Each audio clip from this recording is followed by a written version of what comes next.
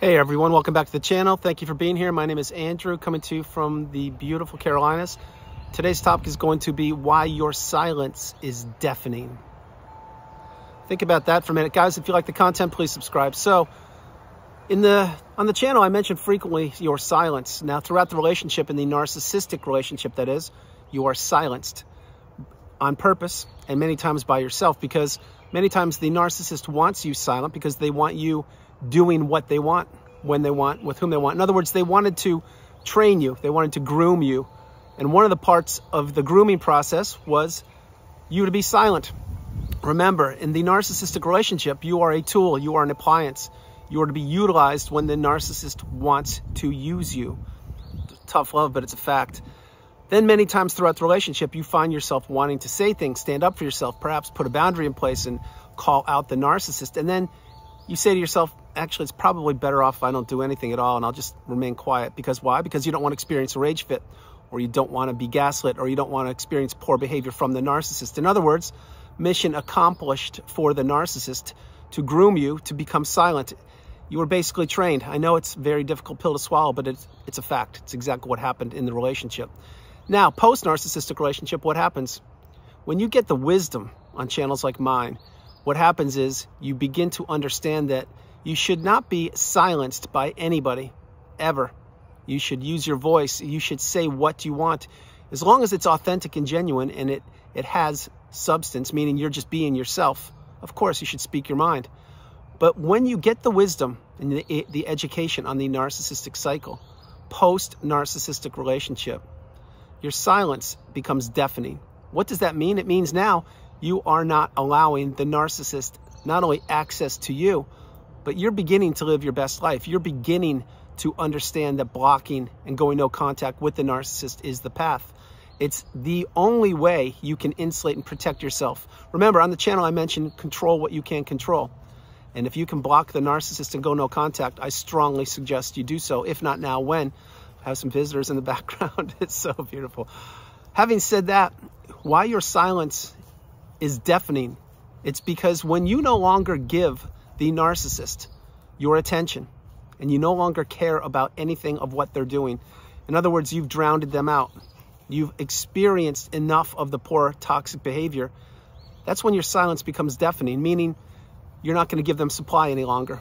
You just flat out don't care. You've reached the pinnacle of indifference, the mountaintop of indifference, where you flat out don't care about the narcissist at all. You don't wish them harm or ill will.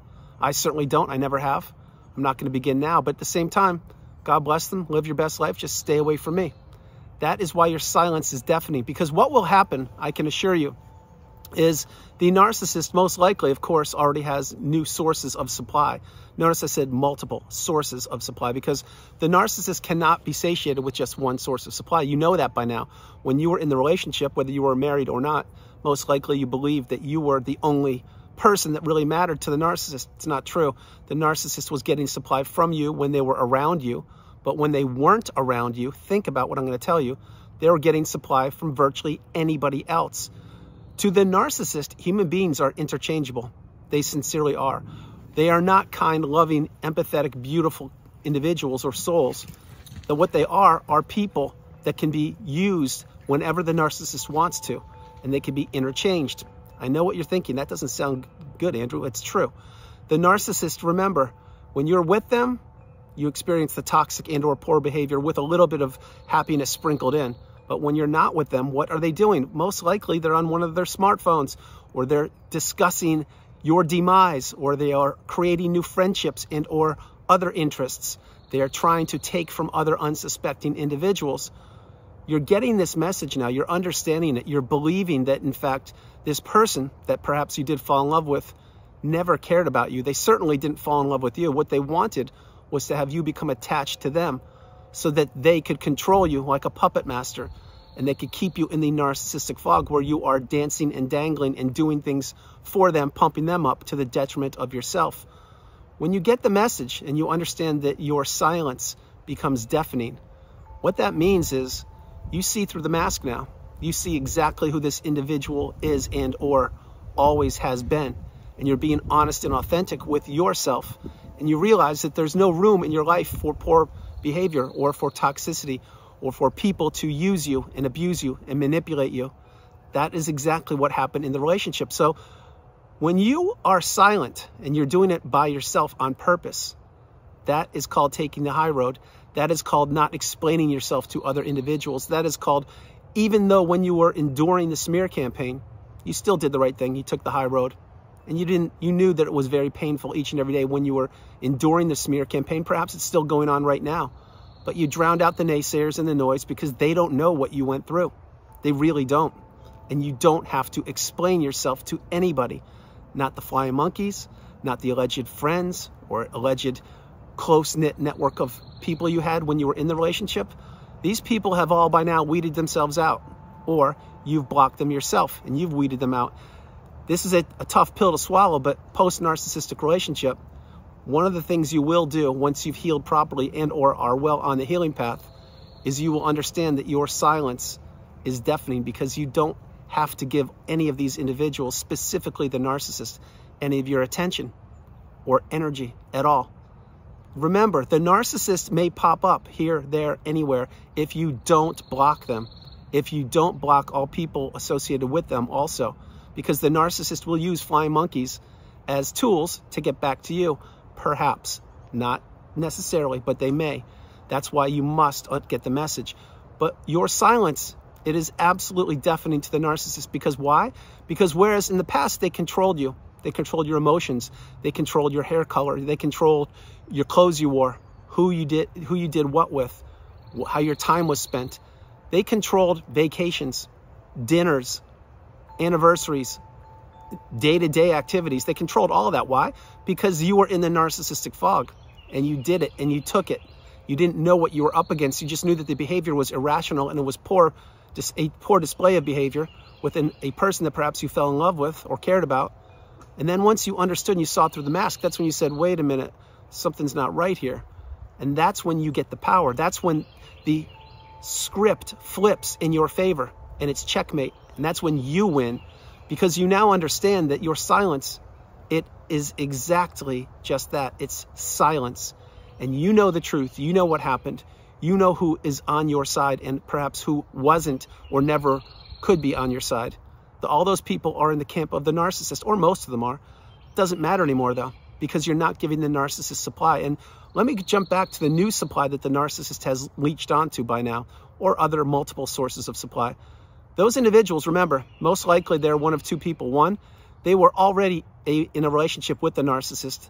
They're just being recycled, which is the way it is. Or two, they're a brand new, unsuspecting individual who will go through similar experiences that you did, meaning, yeah, they'll have some good times, but they're going to have a lot more not so good times than good times. Most likely, that's who the new supply is, an unsuspecting individual or someone that the narcissist is recycling. Yes, they recycle people. They sincerely do. And when you remove yourself from the narcissistic abusive cycle, that's when your silence is deafening to the narcissist. That's when they realize, oh my gosh, I had this person, which was you, and I had them exactly where I wanted them, and they escaped. They broke free. They see me for who I am now, and no longer can I contact them or get to them because I'm not going to make any progress. They now get the wisdom. They now see exactly what I did to them. That is the path. So remember, when you're in the relationship, you are being silenced by the narcissist so many times because you'll be thinking of doing things, just average everyday things. And the narcissist, once you do those, the narcissist will question you, and you'll begin to doubt yourself, and you'll begin to become an extension of the narcissist. In other words, you're losing your identity to a person that wanted to take it from you. And then there are times also when you want to stand up for yourself and say things in the relationship, but you bite your tongue. You don't say a word. Why? Because again, as I mentioned earlier, you don't want to experience poor behavior or rage fits or being blamed or being given the cold shoulder.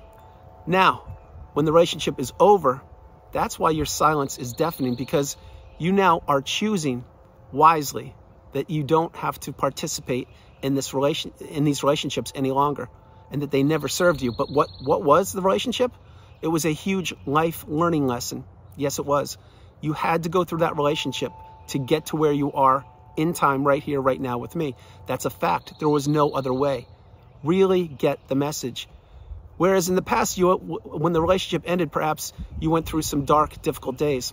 I mention on the channel frequently the dark night of the soul. If you experience that, my heart goes out to you. If you were discarded, my heart goes out to you. If you had to break free from the relationship on your own, my heart goes out to you.